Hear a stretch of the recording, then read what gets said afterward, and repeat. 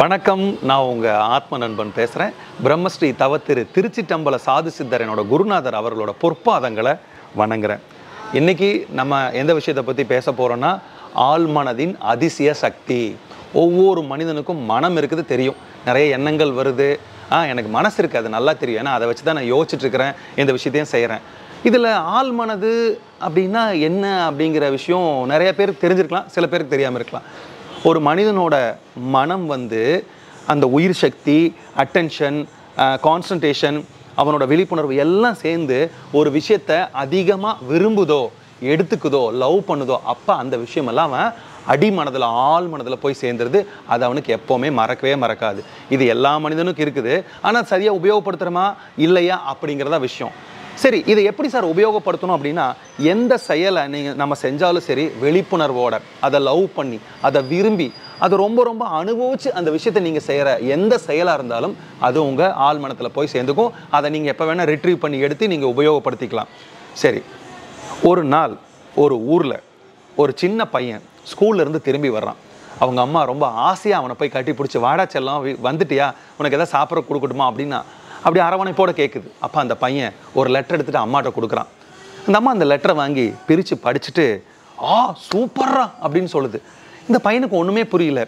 அம்மா அதில் என்னம்மா எழுதியிருக்கு, இது எங்கள் டீச்சர் கொடுத்தாங்க, அதில் என்ன எழுதியிருக்கு எனக்கு தெரியல, என்னன்னு கொஞ்சம் படித்து சொல்லுமா அப்படின்னு சொன்னதுக்கு அந்த அம்மா சொல்லுச்சு, டே நீ இந்த ஸ்கூலில் பெரிய அறிவாளியாமாடா, பெரிய ஜீனியஸாமா, உன்ன மாதிரி அறிவாளி இந்த உலகத்திலே யாரும் இல்லையாமா, உனக்கு சொல்லி கொடுக்குற அளவுக்கு அங்கே டீச்சர்ஸ் யாருமே இல்லையாமா, அதனால் உங்கள் பையனை வேறு ஏதாவது நல்ல ஸ்கூலுக்கு சேர்த்த முயற்சி பண்ணுங்க. ஆனால் அங்கே போனாலும் உங்கள் பையனுக்கு சொல்லிக் கொடுக்குற அளவுக்கு வாத்தியார் கிடைக்க மாட்டாங்க. அதனால் நீங்களே சொல்லி கொடுத்துருங்க. ஏன்னா அந்த பையனை பெற்றதே நீங்கள் தான். அவனே இவ்வளோ அறிவாளியாக இருக்கானா, நீங்கள் எவ்வளோ பெரிய அறிவாளியாக இருப்பீங்க அப்படின்னு சொல்லிட்டாங்கடா. எனக்கு ரொம்ப சந்தோஷமாக இருக்குது. நாளைலேருந்து நீ ஸ்கூலுக்கே போக வேண்டாம்னு சொல்லி பையனுக்கு ஒரே சந்தோஷம்.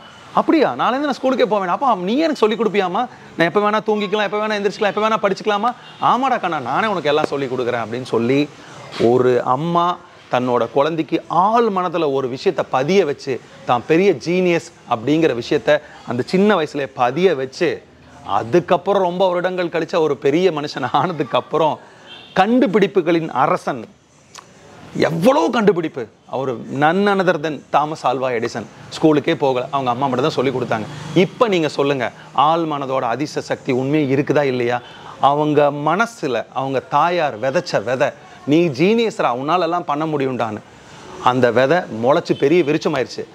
இவ்வளோ கண்டுபிடிப்புகள் கண்டுபிடிச்சதுக்கப்புறம் தாமஸ் ஆல்வா எடிசனுக்கு அவங்க அம்மாவெல்லாம் இறந்ததுக்கப்புறம் அவங்களோட அலமாரியெல்லாம் க்ளீன் பண்ணிட்டு இருக்கிறப்ப தான் அந்த லெட்ரு கிடச்சிது. அப்போ அந்த லெட்டர் எடுத்து அவர் படித்து பார்த்து பெரிய ஆச்சரியமும் மனவேதனையும் அடைஞ்சாருன்னா எத்தனை பேருக்கு இதை நம்ப முடியுது? ஆமாங்க, அதில் என்ன எழுதியிருந்து தெரியுங்களா?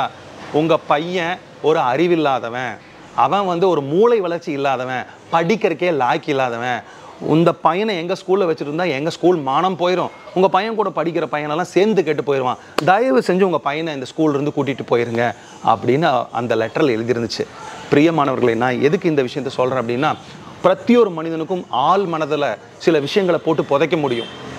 அதை நல்லதுக்கும் பயன்படுத்த முடியும், கெட்டதுக்கும் பயன்படுத்த முடியும். சில பேர் பாருங்கள், அப்படியே ஒரு அட்டென்ஷன் வச்சுருப்பாங்க, எனக்கு கிடைச்சா இந்த பொருள் தான் நான் வாங்குவேன், இல்லைன்னா இந்த பொருள் வாங்கவே மாட்டேன், எனக்கு போனால் இந்த பதவிக்கு தான் போவேன், எனக்கு பேர் எடுத்தால் இந்த பேர் தான் எனக்கு எடுக்கணும், நான் வாழ்க்கையில் மாறினா இப்படி தான் மாறுவேன் அப்படின்னு ஆழ் மனதில் போடக்கூடிய விஷயங்கள் தான். இப்போ ரொம்ப பிரசித்தி பெற்ற ரகசியம்னு ஒரு புஸ்தகம் இருக்குது, த சீக்ரெட்னு, ரொம்ப பாப்புலர் ஆயிடுச்சு, எத்தனையோ கோடி மக்கள் படிச்சிருக்கிறாங்க. அதில் அவங்க சொல்லி கொடுத்துருக்கிற ஒரே விஷயம் ஒன்றே ஒன்று தாங்க, நீங்கள் உங்களுக்கு பிடிச்சமான விஷயத்த யோசிச்சுட்டே இருங்க, அதை மேல் மட்டத்திலிருந்து அடிமட்டத்துக்கு தள்ளிக்கிட்டே இருங்க, ஆழ் மனதுக்கு தள்ளிக்கிட்டே இருங்க. நீங்கள் ஆழ் மனதில் போட்டுட்டிங்கன்னா மட்டும் போதும், அது அதனோட வேலையை செஞ்சிடும். இப்போ ஒரு பர்சனை நீங்கள் பார்க்குறீங்க, ரொம்ப பிடிச்சி போச்சு, அவர் ரொம்ப நீங்கள் லவ் பண்ணுற அளவுக்கு போயிட்டீங்க, அவரை பற்றின எல்லாம் தெரிஞ்சுக்கிட்டீங்க, அவர் உங்கள் கூட பேசிட்டு போயிட்டார். ஒரு 10 நாள் கழிச்சு அதே நபர் வந்தாருன்னு வச்சுங்களேன், உங்களால் அந்த நபரை பற்றின எல்லா விஷயத்தையும் ஈஸியாக ரிட்ரீவ் பண்ண முடியும். ஏன் தெரியுங்களா?